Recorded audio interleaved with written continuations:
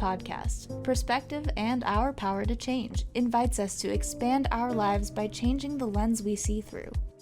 Is something different calling you? Do you ever ask yourself, is this all there is? Or have you forgotten why you're even here? Trish and Diane create insightful and empowering conversations about connecting the self, soul, nature, and community. Navigating life by choice rather than circumstance is how we make the shift to expand our humanity. The shift starts now.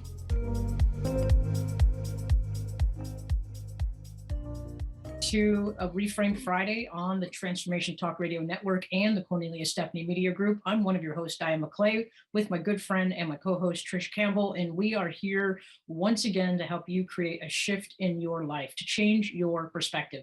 And as always, Trish and I realize that we are merely residents of a land and an area where people have traditionally lived and thrived and created economy and commerce. And so we like to start our show out by shifting perspective and paying a land acknowledgement to the people, the tribes, whether they're named or unnamed, whether they are in our mind's eye or whether they are quietly in the background. So in my area in the Pacific Northwest, I'd just like to call out tribute that the place that I do business from, where my house resides, I can see the Columbia River, which is the land of the Confederated Tribes of the Warm Springs, the Yakima Nation, the Confederated Tribes of the Grand Ronde. And specifically, there are only about 60 people left in this unnamed band, the Wanapum, which means the river people. And these folks historically were the keepers of the Columbia River. And I just like to pay homage to the people who have created a landscape and a history and a sense of stewardship for the view that I enjoy out of my window every day. And I know, Trish, this is important to you. You're in Eastern Canada. Do you want to acknowledge the tribes in your area? Yes, thank you, Diane. Thank you for that. Beautiful. I am in Mississauga, Ontario, and I'm on the Credit River, not directly on, but that is in my my city. And these are the treaty lands and territories, the traditional Indigenous lands of the Mississaugas of the Credit, First Nation, the Haudenosaunee, the Huron-Wendat, and the Ojibwe Chippewa. And as always, we honor, like you said, the relationship that they've had with our earth over millennia and the modeling that they portray of that relationship and the wisdoms that come from that we so value. So in our day-to-day, yeah. Thank you, Trish. You know, I wanted to start out today. I changed the background, my virtual background. For those of you who can't see, it's I'm embedded in nature. There's a beautiful wooden bridge crossing a stream, crossing a river of life, so to speak, with a stone wall and a flat field stone entrance to the bridge. And I felt like this kind of represented where we're at with the show. We are coming up in May. We'll be coming up on a year of our podcasting. And one of the things that sort of came to me as I was thinking about how we were going to connect with our audience today was literally about bridging. With our land acknowledgement, we are trying to bridge the past to the present, and we are trying to bridge the present to the future to make sure that we remember those who came before us. But also, I want to bridge, we've been talking a lot about generating awareness, learning to hear that inner voice that's inside us, understanding the barriers that prevent that inner voice from allowing us to really be authentic in our families, our workplaces, our cohorts, any place that we share space with other people. And on the shift, we are about trying to engage our communities, our corporations, our agencies in a different way of being. So hence the bridge picture. And then it seems to be, message T-shirt Friday. Trish has a shirt on that says every moment is made for an opportunity. And mine is life is short, an opportunity to expand. Every moment is an opportunity for our expansion. Exactly. I'd like you to expand on that in a little bit. And mine says life is short, do stuff that matters. And we on the shift believe that that's exactly what we're doing. So let's get into it. The part that matters is bridging awareness into action. So Trish, catch us up on why we've been talking about this, why it's important in your life today, and let's just kind of hit it off.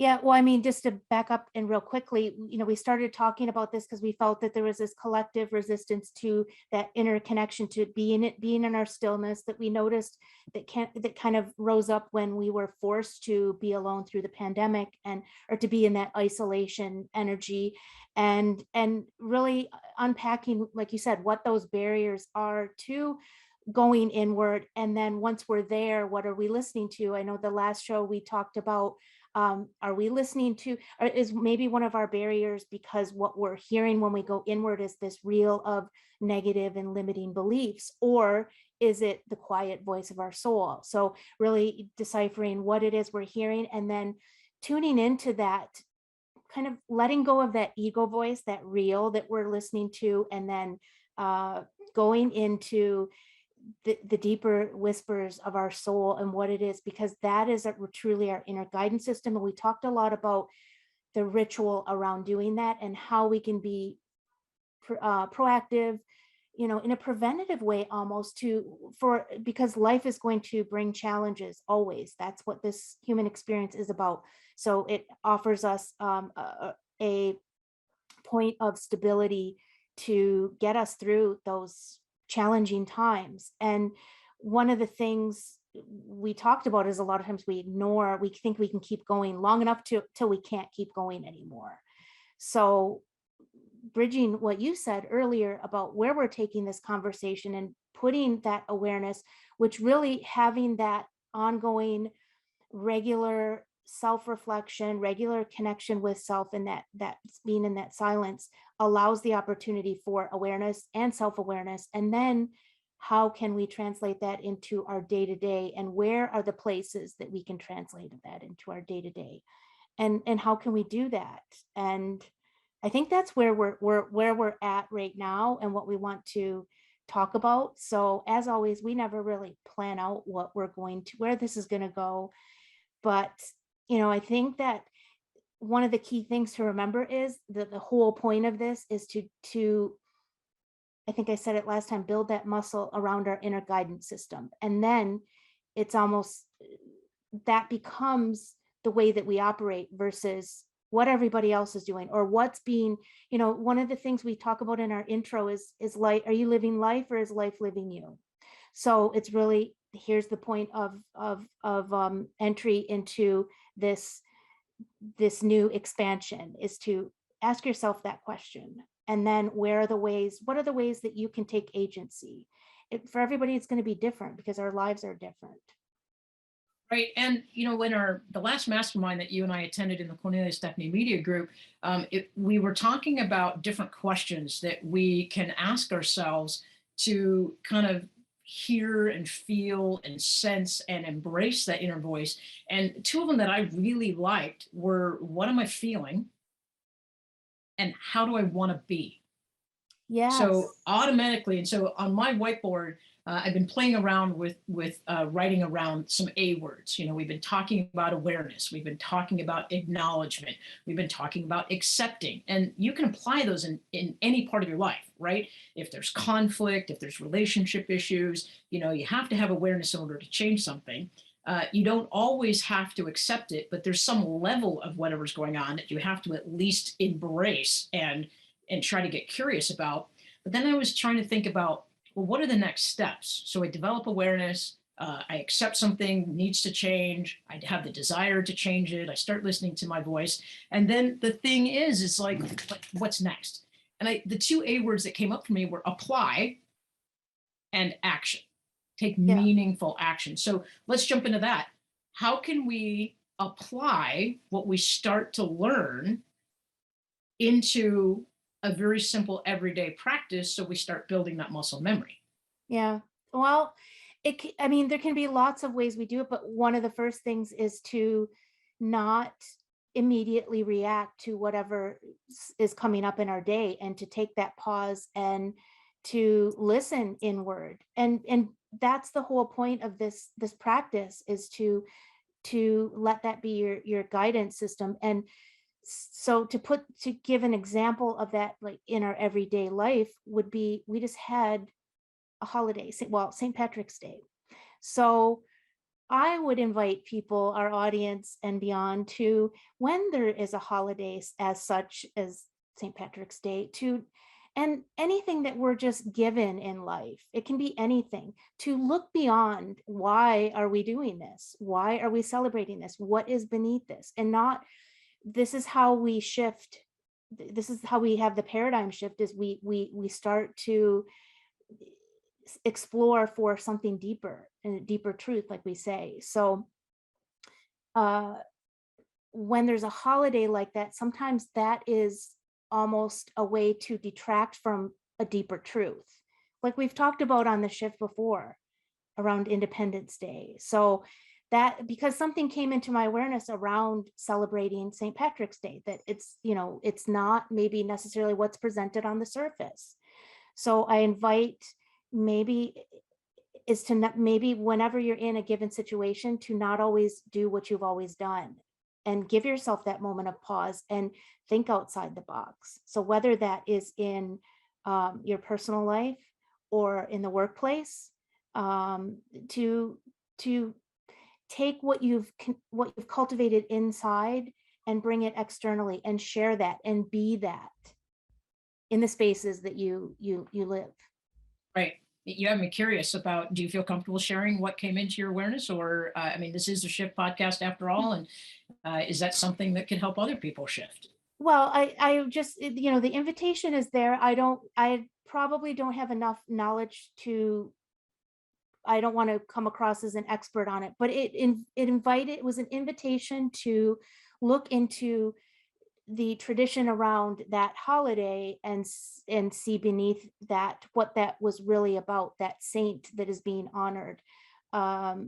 Because we are talking about, we honor Indigenous peoples because there's an aspect of colonization there, and there's been colonization around the world. So I would invite that lens when you're looking beneath a lot of the things that we do in society. The colonization aspect, the way we have been shaped and conditioned and socialized to behave, just to be as humans. So really the application piece is, when don't take something at face value, is I think what I'm hearing you say. Like, just because it's been done this way all the time, maybe there's an opportunity to look at it from a different lens and understand it on a deeper level. And I'll give you an example. I've said this before on the show. When I travel and I stop at a historic point or a point of interpretation, and I read the sign, because I'm a sign reader, it's what I now realize is, from my 17 years of working in state and federal government, where it was my job to provide a story, I provided a story based on what was acceptable to the agency to present, right? Exactly. And so I have written literature, I've contributed to the informative piece based on the standards and guidelines that someone said it was okay for me to write it. That's part one. But part two, as a consumer of that information, I now realize that when I stand at an overlook and I'm being given a story of white settlers that, overcame adversity to accomplish something great, what's happening right now is, now I say, what's the other piece, right? We weren't the first people here. So what's the story of the people who existed here? And I don't mean just Native Americans or Indigenous people, but it's, now I know that there's more than one side to the story. And I've been practicing this in my life, where I know there's more than one side. And not only do I invite myself to get curious about what's missing, but I also give myself permission to get educated about why it's missing. Right. And that's such a good point. Everything you just said, I want to go back to how you said when you had to tell a story and it had to be shaped a certain way, it had to be what was acceptable. This is the what is it, crux of what we're getting at. Because this is why we're doing the shift. This is why I wrote my book, Love Me. It's because we're it's so subtle, we don't even realize that we're saying what's acceptable. And then when we speak out, look what happens. Look what happens. There's cancel culture. There's all of these things that, because we're so conditioned to not go against the grain and to not disrupt the status quo. But it's time. That's why we're doing what we're doing here, and having on our own small level, which is hopefully making a big impact to the people that listen. And I know there's many. So but it's really about, so let's look at where those places that something, I want to bring this concept in of people being afraid to speak their truth, or being afraid to, in any place, in family, in the workplace, in friendships, or because sometimes that means the ending of something. For me, it did in a few cases. So there's a term that one of our mutual friends brought into my awareness last week. We were having a conversation, and Carolyn, and she said the word psychological safety, or the term. And about, I'm going to talk about in the workplace specifically here in this example, but there's a lack of that, a lack of psychological safety around saying that, this isn't working for me. This isn't, I don't feel valued. I don't feel seen. I don't feel heard. And so things continue. The status quo moves on because nothing changes if nothing changes. And so if people are afraid to speak up in that context, let's be specific about that in the workplace, then nothing will change. And then management, who's developing wellness plans or whatever, aren't going to make any changes around that. They're going to think everything's fine.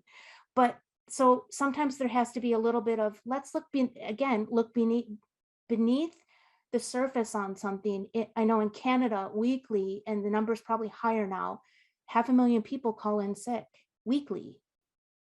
And that is indicative of it's not just for physical ailments. This is about taking mental health days. And a lot of people aren't even confident enough in their workplace to even ask for that. They have to make up, make up something physical because that's what's accepted.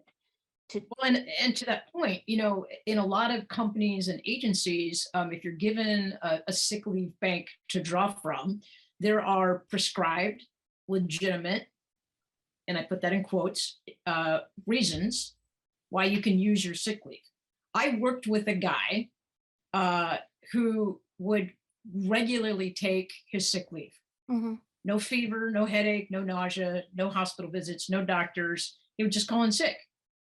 And at the time, it kind of pissed me off. It's like, my perception was, here's a guy who's being lazy, right?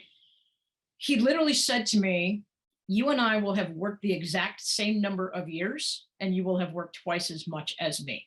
Mm. Now, at the time, that sounded like a slap in the face. It sounded like you don't want to put the work in. Now, because of what we're talking about, and because how you and I have worked together to shift perspective, what I see is that guy was taking care of his own personal mental health. It was Right. a privilege that he was being given sick leave.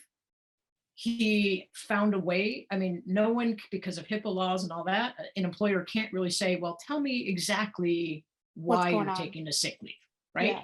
So he would go for a hike, or he would spend time with his family, or do something that fed his soul. Mm-hmm. And that's exactly what you are actually starting to do with your new client, is that you've had a client come to you and say, we want to change the culture in our corporation mm-hmm. for the health and safety of our employees, for the psychological benefit of our employees, and overall we believe that if we change our corporate culture, our employees will be more creative, more productive, and generally, if they're happier, they're going to stay longer and we have less turnover. So you're right. actually working in real time with a real client who's on the cutting edge, I would say, of exactly what we're talking about, shifting the corporate view on how we do things. Yeah, it's amazing and inspiring, and I'm so impressed with this company for thinking outside the box, for actually asking their employees and thinking about, as for here in Canada, I'm not sure where you are, but we're slowly transitioning back to, the restrictions are being are dropped now, and people are moving back into the workplace, but hybrid slowly. This company is doing it very slowly and wants to take care to make that transition as smooth as possible, and is willing to look outside the box for methods and modalities that will really truly help their employees have that mind, body, spirit well-being. Because it's, and I say it like that because it's almost like, and not almost like, it is like the physical well-being is the only thing that the companies, corporations, organizations see as far as employee wellness. And mental health is just as, if not more important than that, in how we live our day-to-day lives, in how we perform in the workplace, in how we interact and engage with each other. Because if we're not at a optimal health, a mental health state, then that's going to impact every part of our, if we're talking about the workplace, every part of our role and engagement with our teams. So it's, Yeah, I feel like you want to say something. Oh, I was just going to say, I was going to tie that back into the A concept, right? This Yeah. company you're working with had an awareness that for 2 years, their employees have been working at home. They know that they're going to be bringing them back into the office environment. They're going to almost have to help kind of rebuild their team morale, communication. I mean, everybody's working independently and has figured out how to thrive and help the company, help keep them employed, right? So they have awareness that this change is happening. They have awareness that it may be difficult. They have awareness that there may be some obstacles. I mean, working at home, in your comfy sweatpants is completely different than working in a, more formal business attire. And so not only were they aware, but they acknowledged it. They said, we have the awareness, we acknowledge this is real. And then they said, we want to apply some changes. Right. And then the most impressive part is they made an action plan. They connected with you to bring in Reiki and to bring in campfire nature talks and some other components that they feel will essentially lift the spirits of their employees. But their long-term goal is to change how they do business in general. Right. And so I really think that that's kind of like, that's the stepping stones, right? Awareness, acknowledgement, application, action, rinse and repeat. And I think the fifth step is assess. You put that action into place, put it in there, and then you stop and you pause and you look around and you assess what's happening, what's good, what's helpful, did it meet our goals? And then you rinse and repeat again, right? You ask your employees, is this working? And then you get awareness, acknowledgement, application, action, and then assessment. And that's exactly what they're doing. And they're, we're working together to build that, like see what's working. And that is the beauty of what they're doing and how it's so innovative, because, or just a model of leadership in that aspect, because they're willing to take something like Reiki, for example, to bring that into the workplace, where I've done Reiki in a corporate setting before, but this is really on a different level that we're talking and ongoing, and there. But not only that, then there's that value that the employee has. They feel special. They feel appreciated for who they are. Like there's that aspect of it too. It's like in the company, the organization sees that they want, it's not just about making the company look good by having this wellness plan, because everyone has one, but is that wellness plan meeting the employee needs? And so they've said, nothing is off the table here. Let's look at everything. And with that, like with what I'm doing with them, I'm also, not only is it in that time that we're working together, but I'm giving them tools that they can use throughout their day. And that's the beauty of them reaching out to somebody like me to do this work, that they can build that, because like we talk about that connection we have inside, and I'm helping them build that in this space where they're spending the majority of their day. And it's just so powerful, because then that will go back into their other relationships, kind of working in reverse. But Yeah, and the thing is, we're talking about having the courage to take new action, and we're talking about making courageous choice to do something different, and tying it back to our listeners. This is applicable. We're talking about a corporate environment here, but this is applicable to your life. What's working? What needs to change? Do you have a little voice inside you that says, I'm not happy, or I'm not comfortable, or something needs to be different? Listening to that voice and then saying, how do I want to be as a result of that? Right. And that is exactly it. And it's really going back to taking agency in our lives and how we want to show up. We talked yesterday about being in community. We were talking about with Dr. Bob, that I am the problem, I am the solution, and I am the resource. So this is why we cultivate that inner home, because we have that within us. The solution is inside, and we can hear it better. We can apply it better if we have that ongoing communication. And I think that's so powerful. Right. And, as always, we just keep opening these doors, and more conversation keeps happening. So we encourage people to keep tuning in on Fridays, and we call it a Reframe Friday, a Refresh Friday. But the Cornelia and Stephanie Media Group has great podcasters, great stories of hope are coming up next. But the other thing that you can do is you can check in with Trish and I, connect to us through the Cornelia and Stephanie Media Group app. It's now called, there's a new name. The New House. The New House app. Welcome home. Welcome home. Right. Inside. And we can dive into this, sign up, download the app, and we provide universal questions that kind of help spark that intuitive connection, that internal dialogue. And, we encourage you to connect with us there, because we are changing the world literally every week.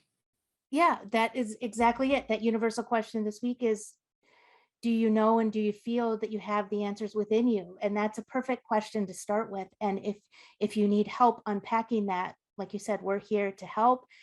The shift begins and ends with us as individuals. We shift the collective. So thank you everyone for tuning in. Like Diane said, you can catch us on the KS Media Group app, and we'll see you next time, because we're going to continue this conversation. I think I know where we're going next with it. So thank you for joining us. Thank you for listening to the Shift Podcast, where perspective and our power to change intersect. Slowing down to look at things from a different angle is necessary to effect positive change. You hold the power to transform yourself and your life. It is already inside you, and it's within reach. Clarity comes from awareness. Momentum comes from choice. Healing, growth, and transformation happen on the Shift Podcast, the first and third Fridays at 12:30 p.m. Pacific. For more information, go to invibe.ca or dianemcclay.com.